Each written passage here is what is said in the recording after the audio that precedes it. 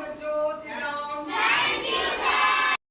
तो बच्चों आज हमने सीखा कि कैसे हम नाव में यात्रा करेंगे और किस नाव में बैठना चाहिए और किस नाव में नहीं बैठना चाहिए, इसकी जानकारी आज हम लोगों ने की है।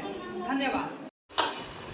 तो बच्चों आज हम लोग जानेंगे कि पानी में डूबने से बचाव के संदर्भ में जानकारी।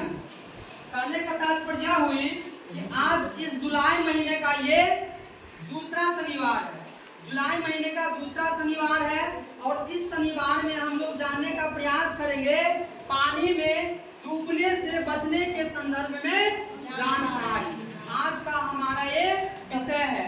हम लोग आज इस पर चर्चा करेंगे और जानने का प्रयास करेंगे अगर कोई भी व्यक्ति डूब रहे हैं पानी में उसको कैसे बचाना है और किस तरह से अपने आप को ध्यान में रखना है। तो चलिए शुरू करते हैं। तो सबसे पहले देखो हमने एक नाव बनाया है। नाव का चित्र देख रहे हो? पहले आप देख रहे हैं नाव का चित्र है जो आप लोग पहले भी देखे होंगे, पानी में भी देखे होंगे चलते हुए। अब यहाँ पे देखो तो हमें किन किन बातों पे ध्यान रखना होगा। नाव में चढ़ने से पहले हमें किन किन बातों पे ध्यान रखना होगा। तो आइए हम लोग जानते हैं। तो सबसे पहला है कि लदान क्षमता। लदान क्षमता का मतलब होता है कि नाव में कितने लोगों की बैठने की कैपेसिटी है, यानी जगह है। तो कहता है लदान क्षमता सफेद पट्टी का निशान। कहने का मतलब ये हुआ आप ये देख रहे हैं ये नाव है और नाव में एक सफेद पट्टी होती है। क्या होती है? सफेद पट्टी होती है। अगर पानी सफेद पट्टी से नीचे है तो नाव में बैठना चाहिए। अगर पानी सफेद पट्टी से ऊपर है अर्थात सफेद पट्टी जो है पानी में डूब गई हो उस नाव में नहीं बैठना चाहिए।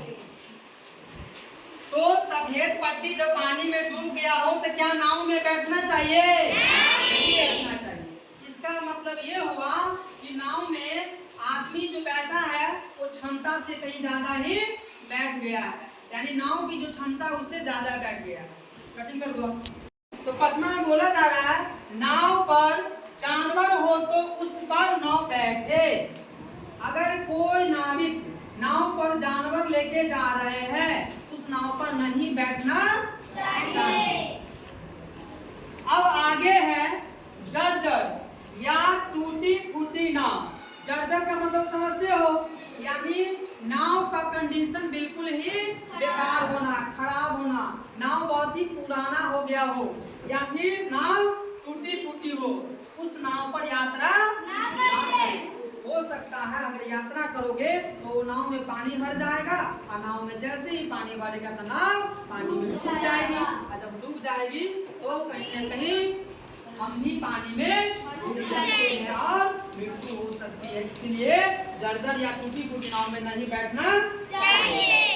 अब आगे है अगर नाव पर 15 से 30 लोग हो तो कितने नाविक होना चाहिए? अगर एक नाव पर, नाविक मतलब होता है नाव को चलाने वाले, अगर एक नाव पर 15 से 20 व्यक्ति बैठे हैं तो उस पर नाव चलाने वाले नाविक कितना होना चाहिए? 2 नाविक होना चाहिए। आगे है अगर नाव पर कितने 30 से अधिक हो तो नाविक कितना होना चाहिए? 3 होना चाहिए। अगर नाव पर 30 से अधिक लोग बैठे हैं तो उस पर नाविकों की संख्या 3 होना चाहिए।